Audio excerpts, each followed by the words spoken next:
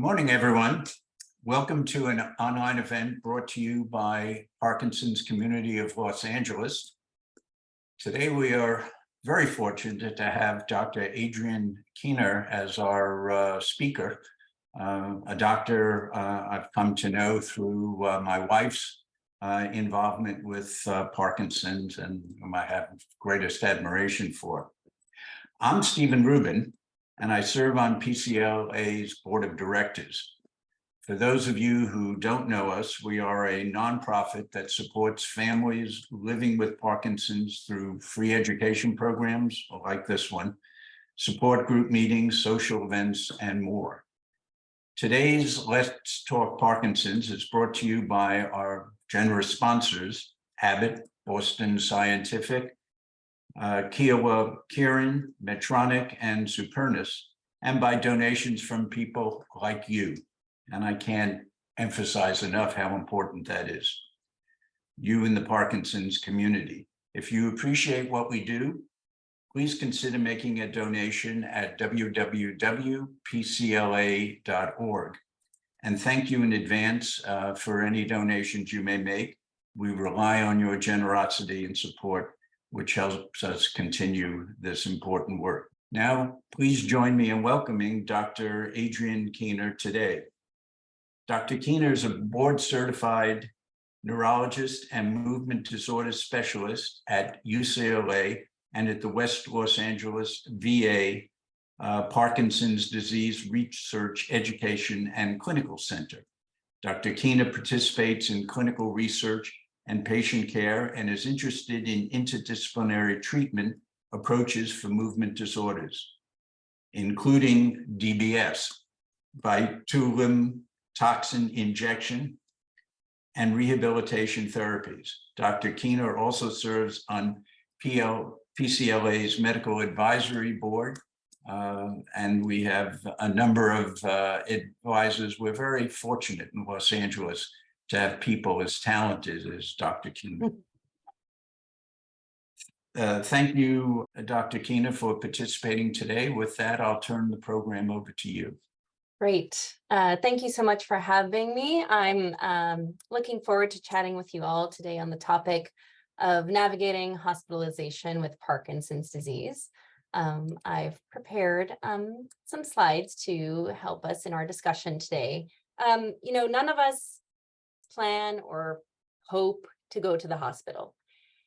In my sort of other role outside of movement disorders, neurologists, I also serve as program director for UCLA's neurology residency program. And I'm often reminding our residents and medical students that when we meet people in the hospital, they're often at their most vulnerable. They might be scared. They might not really know what's going on around them. It's an environment that we come to be very comfortable in, but it's a scary one for patients. And I think it's important that we recognize that. I mean, you see here pictured sort of a typical hospital room. You've got a hospital bed, which doesn't look like the most comfy thing. It's full of wires and buttons and cables. You've got all these monitors that are sometimes attached to the patient, making sounds at odd hours. And you've got people coming in and out of the room, from the custodial staff to the nursing staff to different teams of doctors and consultants. And so, we don't plan on going to the hospital. We hope to avoid going to the hospital. But I think going in prepared and being aware of what might be going on in the hospital is the best way to approach this circumstance if you ever find yourself in it. We know that people with Parkinson's disease are hospitalized at a greater rate than those without Parkinson's disease. Also, once hospitalized, they often have longer duration of hospitalization and increased risk for certain complications in the hospital, and we'll spend a little bit of time reviewing these. We also know that Parkinson's disease medications are frequently ordered incorrectly when patients are hospitalized. There are also certain medications that can counteract your Parkinson's medicines, or other medicines that can exacerbate underlying problems or even create new ones for a person with Parkinson's disease. So this all might sound a little bit scary, but I think you're here because you recognize that knowledge is power, And so the goal of this discussion is to arm you with that knowledge so you're aware of these things and can do what you can to prevent them. I'll start here by reviewing what we know as a medical community. There's been several studies looking at why people with Parkinson's go into the hospital. This study is one of the older ones from 2006. The authors highlighted with an asterisk here common causes that they attributed directly to sort of Parkinson's related reasons for hospitalization, falls being the top one here. I'll argue that some of the other categories here might also be Parkinson's related, like gastrointestinal may include things like constipation, which we know is very common in Parkinson's disease, and genitourinary infections or urinary tract infection, also very common in Parkinson's disease. Here's another study that is a bit more recent, reviewing similar things. I want to just point out here that falls, again, were the top reason for admission to a general medical ward. And we have a couple other studies, more recent, looking at similar things. What is causing hospitalization in our patients? And you'll see in these two studies, I've listed over here the top 5 reasons for hospitalization. And it's more of the same. Falls comes in, worsening motor symptoms of Parkinson's disease, infections, including aspiration pneumonia and others. So the bottom line, I think what we can take away from these studies is it's often that complications of Parkinson's disease can lead our patients to be hospitalized. And so this, though, opens an opportunity for us to prevent hospitalization as much as possible. The other thing to note, when a person with Parkinson's disease gets hospitalized, so Parkinson's disease is a gradually progressive disorder. If you experience an abrupt change in your Parkinson's symptoms, you need to think about what might be triggering that. Concurrent medical conditions, infections, even new medications or medication changes can sometimes exacerbate Parkinson's disease motor symptoms. So if you wake up one day and feel like, oh man, my Parkinson's disease just got dramatically worse, that's not a typical progression of Parkinson's disease. That is usually caused by something else triggering an exacerbation of your Parkinson's symptoms. It's also important to note that gastrointestinal issues can affect your medication absorption, particularly with levodopa. And so if your medicines suddenly aren't working as well, you might want to search for an underlying issue with medication absorption.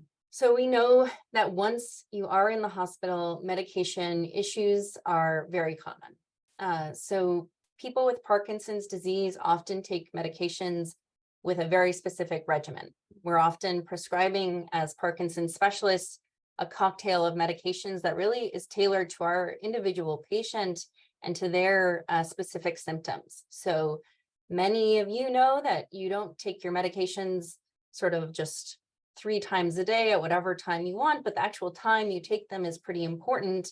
And for some people, even 10 or 15 minutes in one direction or another can make a big difference in how well your symptoms are managed. And unfortunately, because of this sort of very detail-oriented and specific medication regimen that our patients are on, non-neurologist physicians and other healthcare professionals are often not very familiar with the specific types of medications and the importance of the medication timing. There can also be a lot of confusion about the different formulations of carbidopa-levodopa, for example. We have immediate release, we have extended release, we have controlled release formulations like Rytary. And so that confusion about, well, this all seems like it's the same carbidopa-levodopa, when we know it's actually not the same, can lead to some mix-ups in the hospital. In addition, when you're hospitalized, there may be a lack of availability of certain medications on the hospital's formulary. Particularly newer sort of brand name medications are not often readily stocked in the hospital pharmacy. And so that can further lead to medication errors and difficulty getting your correct medications at the right time. This is a table from one of the studies I highlighted on the previous slide. And I just want to point out here that of Parkinson's specialists surveyed here, only 6% of them were confident that Parkinson's medications got their meds on time in the hospital. So that's a pretty sad number. And you can also see here that the percentage of Parkinson's specialists that were confident that non-neurologists caring for PD patients in the hospital knew about these other issues that impact our patients was pretty low.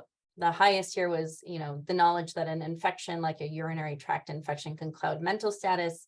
We're a bit more confident that other doctors are able to recognize that, but the effect of other medications prescribed, not great confidence that that non-neurologists and even non-movement disorder specialists know about these issues. The other important thing about medications when you're in the hospital is that there is actually some risk if you stop your Parkinson's disease medications abruptly, particularly if you are on a higher dose of carbidopa-levodopa.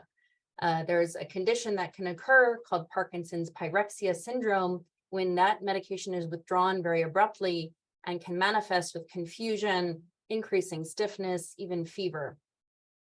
We also know that there are medications commonly prescribed in the hospital to treat things like nausea or confusion that work in essence by blocking dopamine. And if you have Parkinson's, you already don't have sufficient dopamine. And so if we block that chemical further, we can really exacerbate your Parkinson's symptoms. There are also other medications that may interact with Parkinson's disease medications, specifically the MAO-B inhibitors, which include rasagiline, selegiline, and safinamide. So if you're on one of these medications, it's important for you and for the physicians taking care of you to know that there are certain medications that can interact with these medications. There are safe alternatives in these classes that can be used safely, but it just is important to know this. People often ask, what if I can't get my usual oral medications? A circumstance where, in the hospital, we might say, we have to undergo a specific surgery or a specific maybe radiologic study or other test in which they require us not to eat, right? They say like after midnight, no eating or drinking. That's what we call NPO, nothing by mouth. So even in these circumstances, it's often acceptable to make an exception to take your Parkinson's medicines with a small sip of water. So it's really important to clarify that with the surgeon or anesthesiologist if you're going in for surgery, or with maybe the gastroenterologist if you're going to have an endoscopy or something. But the majority of the time, you can still make an exception for your Parkinson's medications. So it's actually extremely rare that our hospitalized patients are really, truly unable to take their Parkinson's disease medications, their usual medications by mouth. In cases where that truly is the case, there are a few medications that it's probably safe to omit for a short period of time. These include what we might consider sort of booster medicines, rasagiline, selegiline, and entacapone.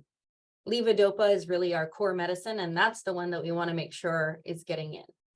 And for that, there are actually dispersible preparations or thickened liquids that if your swallowing function is impaired, maybe we can sort of use one of these approaches to still get the medicines down safely.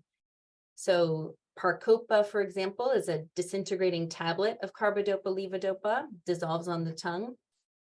If you take Rytari, those capsules can actually be opened and the little beads of medicine put in something like applesauce to make it easier and safer to swallow. And then if you're on a dopamine agonist like pramipexole or ropinirole, those medicines like immediate release carbidopa-levodopa can be crushed and dispersed in water and then even added with a thickener to make it safe and easier to swallow. If patients have a feeding tube placed, this might be one that goes through your nose and down into your stomach, or more permanently, surgically inserted into your stomach. We just need to be aware of the interactions between the other medications and nutrition that's being administered through the tube and the medicine. So some of you may know that for levodopa in particular, protein can sometimes interfere with its absorption.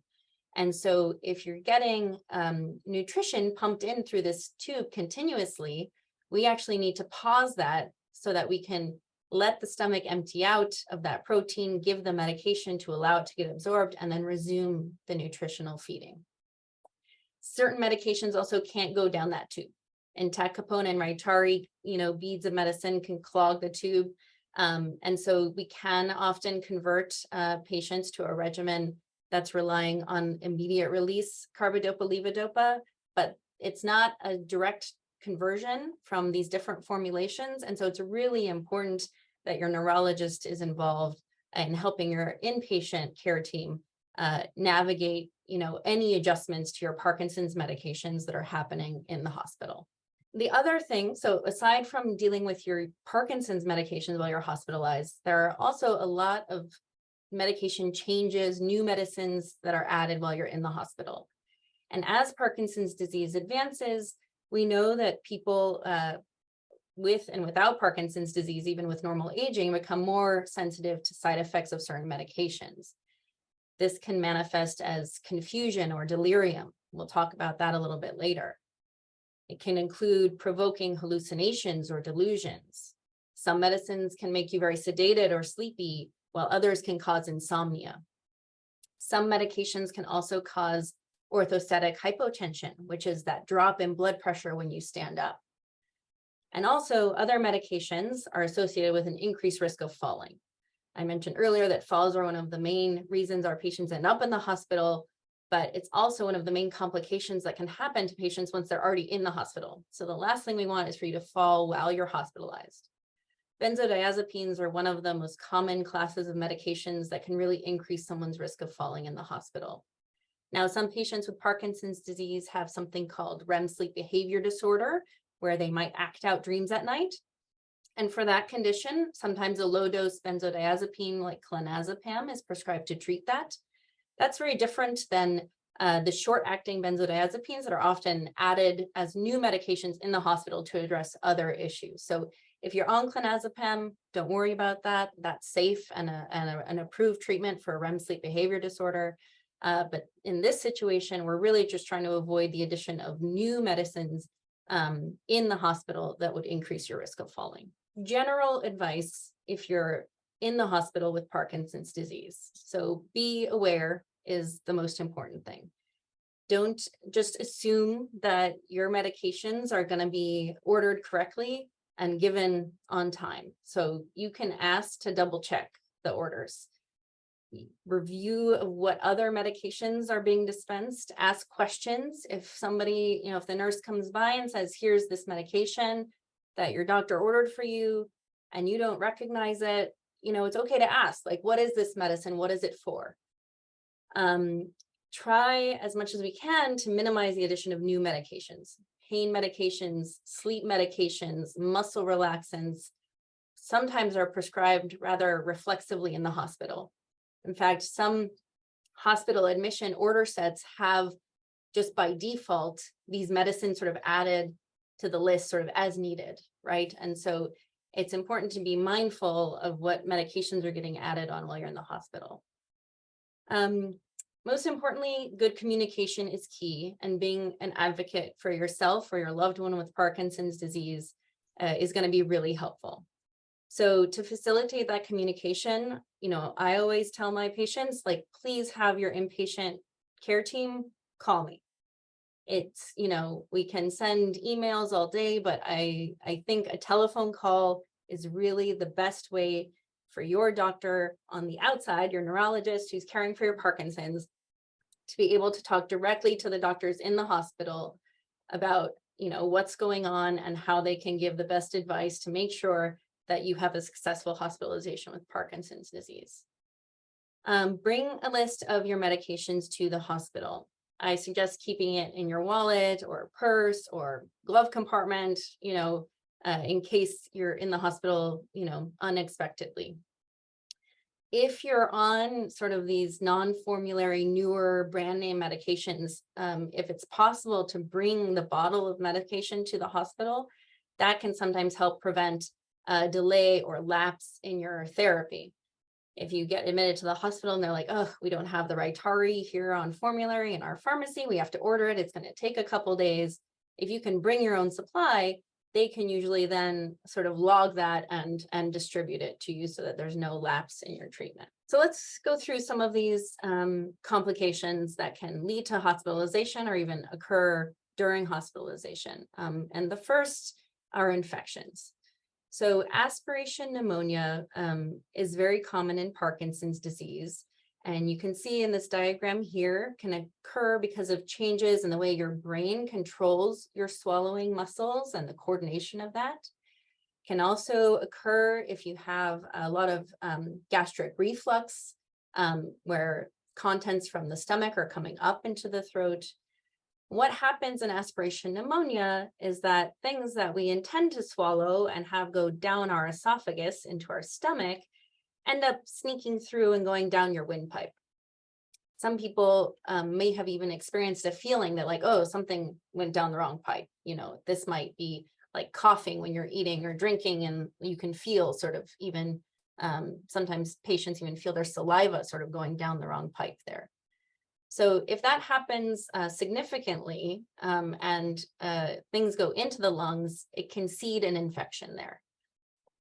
So risk factors for getting aspiration pneumonia include that swallow difficulty, what we call dysphagia, which might manifest with coughing when you're eating or drinking.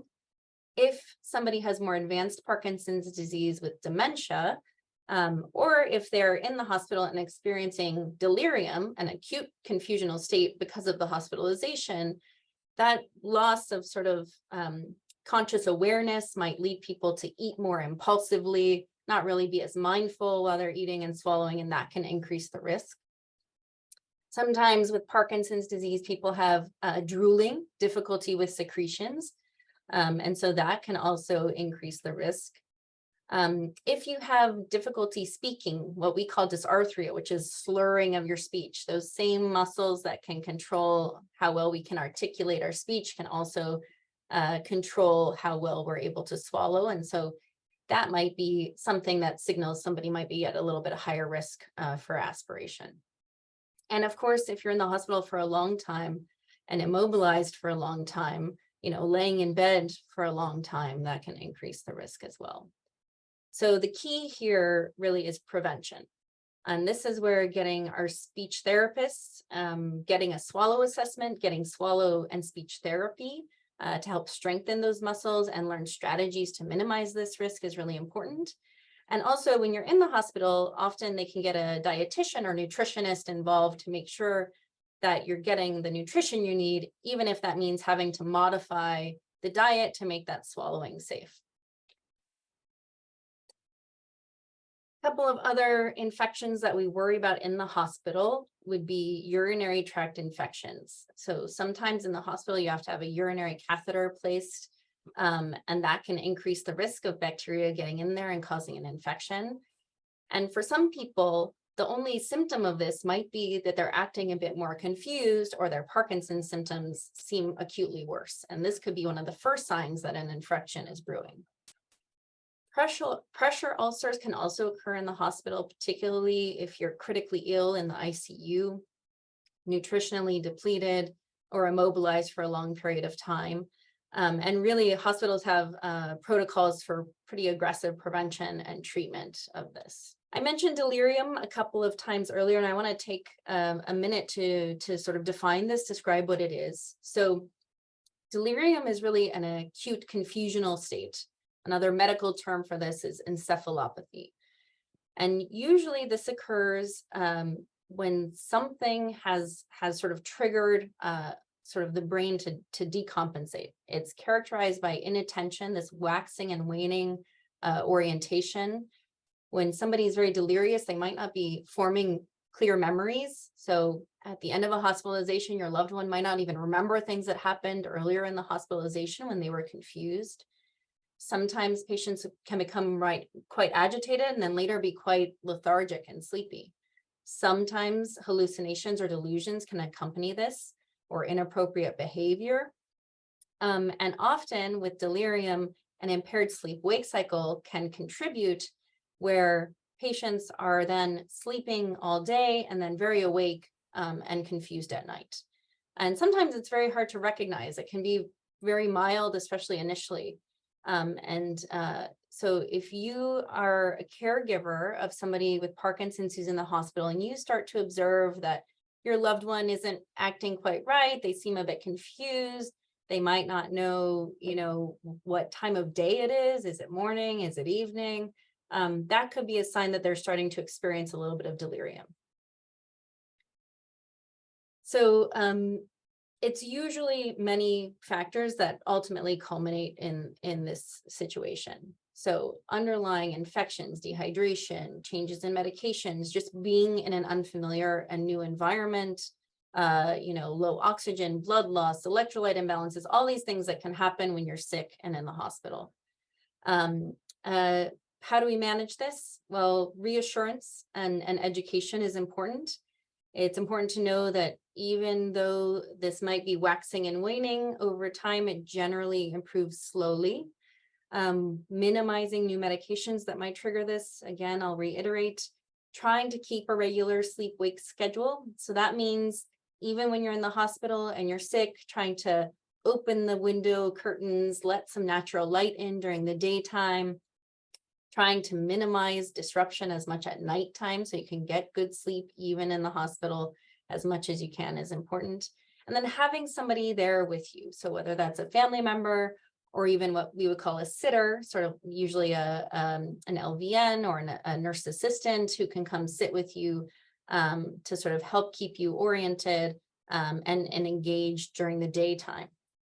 And then if our patients do become agitated when they're delirious, we really want to try to minimize sedation because we can get then into a problem where we're giving a medication to try to sedate the patient who's agitated, but then that's just contributing further to the delirium. So we really want to try to just reorient, redirect, open the windows, turn on the lights, and try to remind them where they are, what time it is, why they're there in the hospital, and what's going on. Falls. So as I mentioned, falls are a major cause of hospitalization in Parkinson's disease and also a complication that can occur in the hospital. So of course, this is going to be more common in somebody who has a prior history of falls or balance issues, or if somebody's been in the hospital, in the ICU, for example, or bedridden for a prolonged period of time from a serious illness, they're going to have to build back up their strength. Low blood pressure can also contribute to falls. That patient who's confused or delirious might try to get up out of bed without assistance. Staff often recognize a risk for fall and sometimes would place an armband to alert all the nursing staff in the hospital that this patient is at a higher risk of falls. Early involvement of physical and occupational therapists is really key here. And that is missing a letter. It should say use a walker, even if it's just temporarily in the hospital. Orthostatic hypotension, I mentioned, that low blood pressure and lightheadedness upon standing. This can be part of Parkinson's disease and its effect on the autonomic nervous system. And it can also be a side effect of some of the medications we prescribe to treat the motor symptoms of Parkinson's disease. In the hospital, this can sometimes manifest for the first time. So other medications might be added in the hospital, or if you're laying down for a long period of time, your autonomic nervous system sort of gets out of shape. And so then when you finally stand up for the first time, you feel really dizzy. Dehydration, medication side effects I mentioned. We can test for this by checking the blood pressure when somebody is laying down and then again after they're standing for a few minutes. But this can contribute to fall risk and can also be one of the things that is not usually recognized by non-neurologists in the hospital. Another complication of hospitalization and really prolonged immobility would be blood clots. So something called a deep vein thrombosis, or DVT, is when a blood clot occurs in the veins of your legs, most commonly. After surgery, like a hip replacement or knee replacement, if you're immobilized for a while off your feet, is a common scenario where the risk is higher. Prevention is really key here, and hospitals do have protocols to try to prevent this, including a short-term use of an anticoagulant, which is a low-dose blood thinner that they might give you by injection under the skin in your abdomen. They also might put on a device like this here, this is a pneumatic compression device. So it sort of inflates up with air to sort of squeeze your calves and then relaxes off and on to try to help keep that blood flow pumping in your legs, even when you're not moving. What you can do, you can even move in bed to enhance your own movement. So if it's not safe for you to be up and walking on your own, you can try doing some in-bed exercises. This is where the physical therapist early on can be helpful too. And then getting you up on your feet as soon as it's safe to do so. Other neuropsychiatric symptoms can also occur in the hospital. So we already talked about delirium, but we also often see either new onset or exacerbation of pre-existing mood symptoms, anxiety and depression. I already mentioned to you earlier that, when you're in the hospital as a patient, you're sometimes at your most vulnerable. You might be feeling more anxious, what's going to happen, more depressed. This is very common, and I think something that we probably don't ask about enough in our patients who are hospitalized with Parkinson's disease.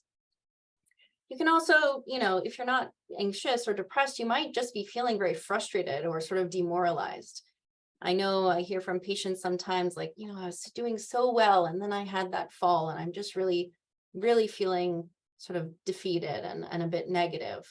And so it's important to, I think, talk about how you're feeling, be open about those feelings and find support, whether it's from your care team or from your family and friends and caregivers around you.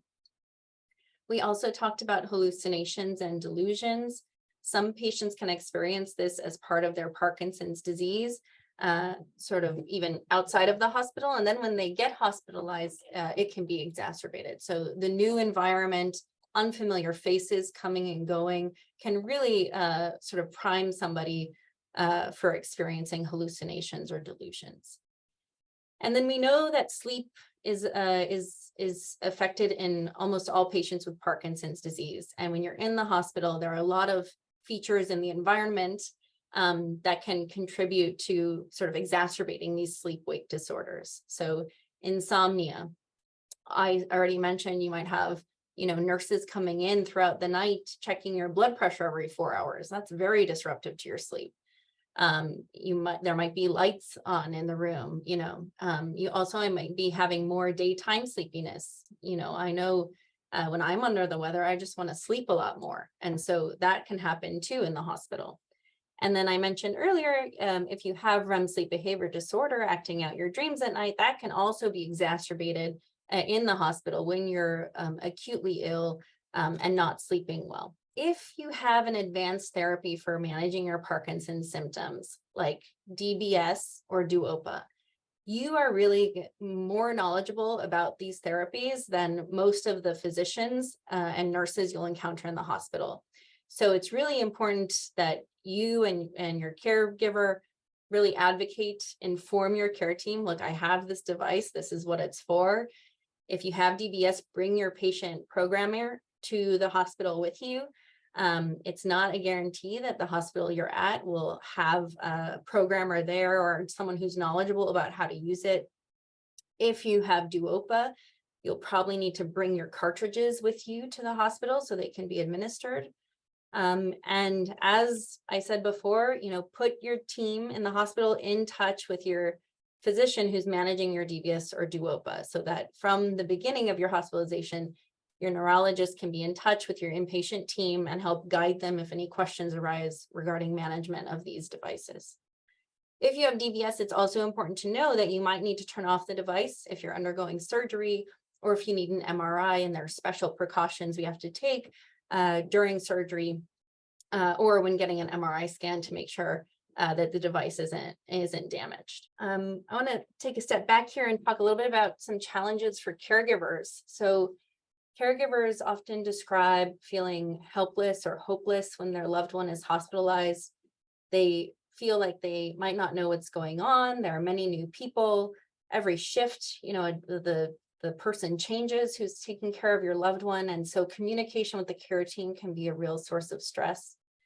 You also might not be sleeping well. you're staying in the hospital with your loved one. Maybe you're dozing off in a chair at their bedside. That's not ideal for your sleep and fatigue level. You also might be feeling a bit isolated or lonely. You also might be bearing the burden of extra responsibility at home. And then some feelings of guilt. I think it's not uncommon that I hear people say, you know, I wish I could have, like, could I have prevented this somehow? Like, what could I have done? You know, it's probably not the case that you're responsible at all for your loved one being hospitalized, but I think this is a natural reaction for caregivers to feel. And so I just want to reiterate, you know, advice for caregivers. You can really help by advocating for your loved one, by facilitating that good communication between the neurologist and the inpatient healthcare team members. Bring that medication list, you know, be that person to scrutinize new medications that are ordered and ask the questions of what's this for? Does it interact with the Parkinson's in any way? Advocate for early physical therapy, occupational therapy, speech therapy, and try to be present and take notes during rounds. You can often ask the nurse, you know, do you know about what time the doctors were going to come by so that I can make sure I'm here at that time? Because part of being a good caregiver is also taking care of yourself. And so knowing when you can take a break to, you know, to catch up on some sleep, get in your own physical activity, you know, give yourself credit. You're doing a great job, and reach out to others, your family, your loved ones, even caregiver support groups can be very helpful. So what you bring with you to the hospital will end here. I have already mentioned the medication list with the schedule. So write down the specific times you take your medicines. Bring the bottles of brand name or newer medications if possible. Bring a copy of your living will or advance directive or any durable power of attorney documents. This is important for the inpatient team to know what your wishes are and who to contact in case you aren't able to speak for yourself to make important decisions. Bring your glasses, your hearing aids. We know that not seeing well, not hearing well can also increase your risk of delirium, make it harder for you to communicate and know what's going on around you. There are also a couple of resources. So from the VA Parkinson Centers of Excellence, we have a provider's quick fact sheet, and there's something very similar contained within the Parkinson's Foundation Aware and Care Kit. So I put the website here where you can order one of these kits. You can download the sheets, the fact sheets for free. I'll show you what they look like. They're basically intended to be something you can give a doctor or a nurse in the hospital who might not be as familiar with Parkinson's disease that really summarizes all these things we talked about. You can fill out this second page sort of specific to you about what symptoms you experience as part of your Parkinson's disease. You can circle which medications you take regularly. And it has a list here too of the contraindicated medications, the medications that block dopamine that should be avoided in somebody with Parkinson's disease. The Parkinson's Foundation Aware and Care Sheet has a similar handout contained within that kit. And so I think this is a really easy and helpful way to advocate for yourself or your loved one and communicate with the care team in the hospital. So in summary, most of the time, things go fine. Patients get hospitalized, they get discharged. There's no major issue. Communication is key. I think that's the bottom line for all of this. And then, you know, just being aware. So being here and being armed with this knowledge to try to prevent these complications or even prevent hospitalization when possible is really important. So I will leave it at that and take any questions that there might be. Let me go a little off script and say from my personal experience that I have not seen this information collected anywhere else in its totality and with its value as you've and I have just received it from Dr. Keener, and I can't thank you enough for that. And I would tell those who have Parkinson's and whose caregivers, and I would say once you enter the hospital, your advocate has not watched this program today, that you should tell them that it's available on YouTube and that they should watch it. because it is usually the case that hospitalization is not planned, and you can't learn on the fly. And to have this information beforehand and to be prepared, well, it could be life saving. And I'll leave it at that. So thank you again, Dr. Keener. This was wonderful. Okay, go ahead and chime in with your question. What particular changes would you expect the, let's say, an anesthesiologist to do as far as pressures and so forth in a Parkinson's patient with obstructive sleep apnea? Yeah, so I would say, so anesthesiologists are, I think, very well versed at managing patients with obstructive sleep apnea. Obstructive sleep apnea, or OSA, is extremely common, generally speaking, and not particularly more common in Parkinson's disease than the general population. But it can, I would say, just communicating with the anesthesiologist about the fact that you have sleep apnea, and if you know your CPAP settings, will help them plan for that. I will also say that one of the things that usually happens in the pre-op visit is they really scrutinize your medication list, right? And what they're looking for are things that need to be stopped, maybe like an aspirin, they might ask you to stop that a week before the surgery, or certain medications on your list that might interact with certain types of anesthesia. And so that is also, I would say, the opportunity if you're going in for an elective surgery at the pre-op visit to really discuss all of these things in detail. Thank you. Great, I see it here. I had DBS in May and now need rotator cuff surgery. Will I need to increase my carbidopa-levodopa dose again while my DBS is turned off during surgery? So the answer is no. So during surgery, and especially a surgery with general anesthesia, you don't typically need to take medications during that time. The anesthesia itself can actually help address some of the rigidity, tremors that might occur when your DBS is off.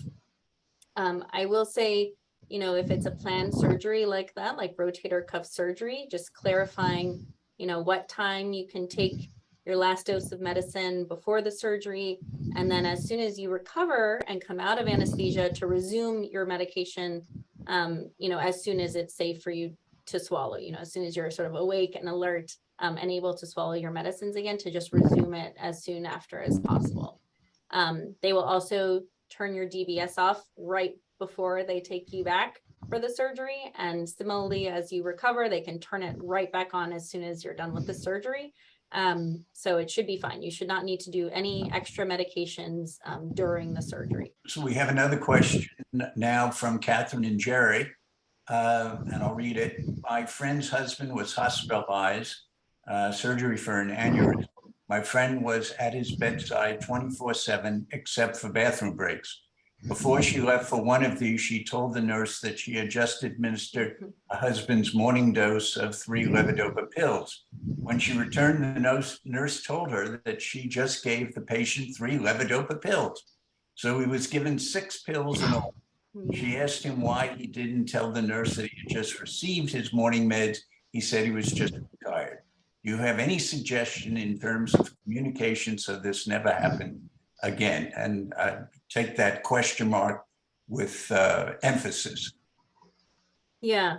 So yeah, I think you're right here. The communication is the key. Sometimes it might be helpful to keep at the bedside almost like a chart of the medications, like carbidopa, levodopa, 8 a.m., 3 pills, whatever, and just like check them off and keep that there at the bedside so that everybody who's interacting with the patient knows, like, okay, that dose was already given.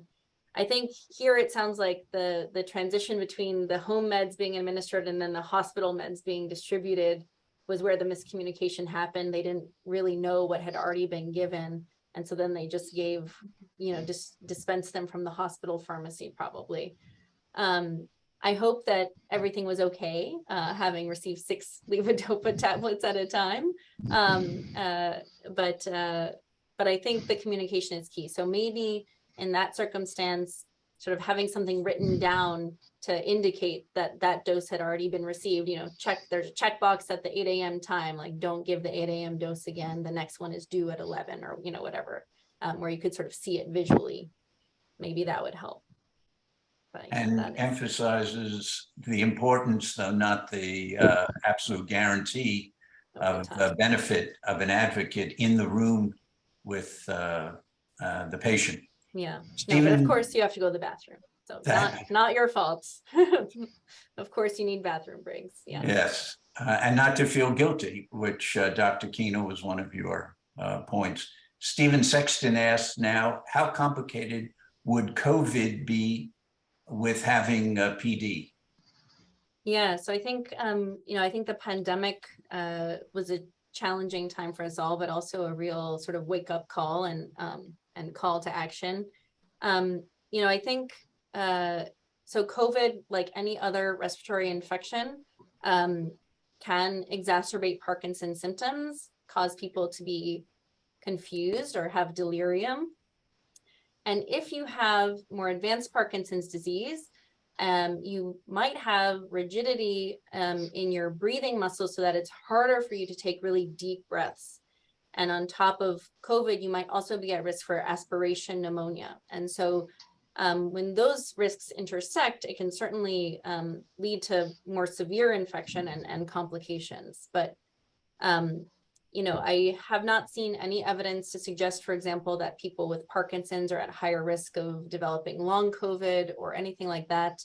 The vaccines for COVID have been very well tolerated in Parkinson's disease, no increased risk of complications that's been published regarding that. And so, I think although the pandemic is, technically been declared over, we know that COVID is still here and going to be with us. I would encourage anyone to talk with their physician as boosters become available this fall, and get that along with your flu shot every year to really decrease the risk of getting an infection that could land you in the hospital.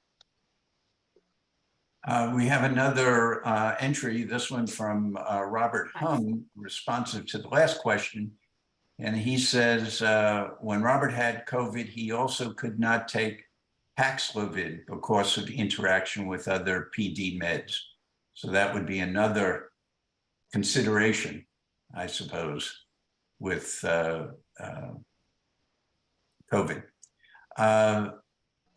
David Keller asked a question. What is the range of typical reductions in levodopa, the levodopa equivalent dose after DBS, which is not necessarily a hospital question, but one that DBS patients generally would have? Yeah, I suppose it's tangentially related in that when you go in for your DBS surgery, you'll probably be spending a night in the hospital. So that question really depends on where, sort of what target in the brain your DBS is being placed. So in general, there are 3 places in the brain where we can implant electrodes for Parkinson's disease, with the STN, which stands for subthalamic nucleus, and the GPI, the globus pallidus internus, being the 2 most common places that these electrodes are put in patients with Parkinson's disease. In the case of GPI DBS, we actually don't typically reduce medication significantly. In the case of STN DBS, I would say that the average medication reduction is about 50%.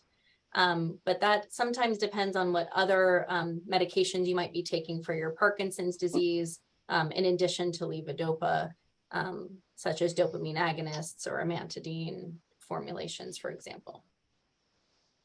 Thank you. David Keller, I guess in responding to Stephen Sexton on the problems with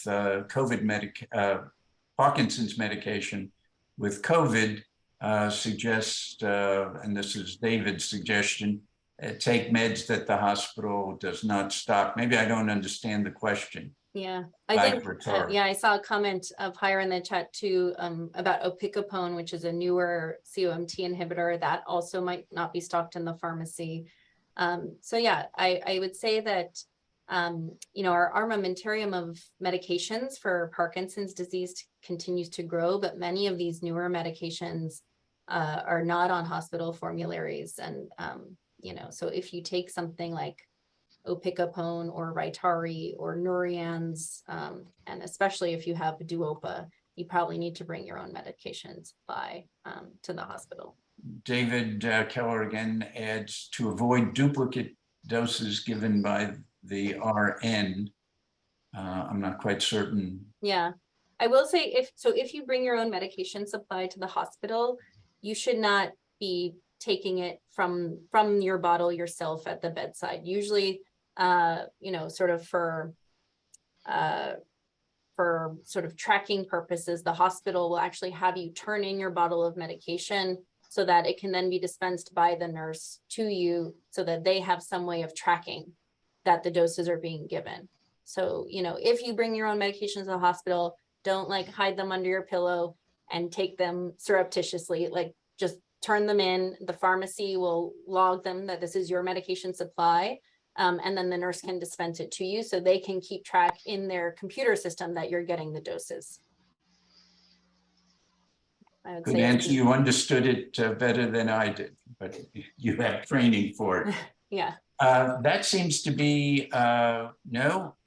Torrents let you dispense your own meds. Yeah, well, Right. good. Yeah, I would say if you're on a very complicated regimen, they might say, you know, let you keep it at the bedside. But like if you use the Ambrosia inhaler, for example, they usually let our patients keep that at the bedside because it's an as needed sort of therapy. And so I see David's comment. I don't know if others are seeing this chat scroll, Yeah. but David Keller announced that he is an MD, and on the dispute with Torrance Memorial, he won. Yeah, yeah. Can I add some They're all information? MDs.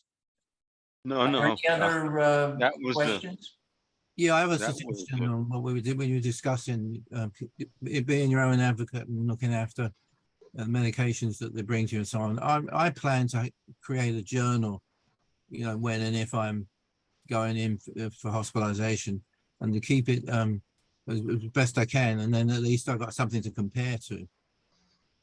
Yeah, that's a great And idea. I think if you taking don't bring notes in is really helpful. If you don't Yeah. bring in the medication, I note that they didn't. Yeah, yeah. Sometimes you can even ask them to print out the list of medications that you're being given, so you have it printed out and written down, and you can double check that, you know, there's nothing on there that you don't recognize, or that the times that it's written are actually the correct times. So asking for a printout of your medications can be really helpful. I will say also some people you know, will add a medication like metoclopramide, which is commonly used for nausea, but blocks dopamine. Some people will report that when they go into the hospital as an allergy. So that way it's flagged in their chart that it's an allergy. You're not truly like going to have anaphylaxis if you get metoclopramide, but it will worsen your Parkinson's symptoms. So you can say that you have an allergy to that class of medications to prevent it being given to you. So that's sort of a trick that I've used frequently to prevent my patients with Parkinson's disease from being accidentally given metoclopramide, which is commonly prescribed for nausea. So let me thank Dr. Keener again. I think I've given you quite a thanks Yes, already. thank you. And also thank all of you. We had a good turnout today for joining us in the program. We do have some great events coming up. On August 25th, in honor of Women's Equality Day, we will be hearing from the founders of the Women's Parkinson's Project. That's Kate Hill, Rachel Flanagan, and Shri Shirapathy. On September 11th, join us for a breath workshop with certified yoga instructor Bet Willens. And links to register for these events, as well as updates for all of our programs, will be sent out in our email list. Today's event, and again, let me go back to support that we received. Today's event was made possible by our sponsors, Abbott, Boston Scientific, Kiowa Kirin, and Supernus, and by you. By donating to PCLA, you can join us in our mission to improve the lives of families in our community living with Parkinson's. PCLA is a nonprofit and all donations are tax deductible. If you enjoyed today's program and appreciate the importance of it, I might add, visit PCLA.org and make your donations so that we can continue to provide free programming like this. You can reach out to us with questions and requests at info@pcla.org or call us at 310-888-3143. Thanks everyone, and have a wonderful and safe weekend.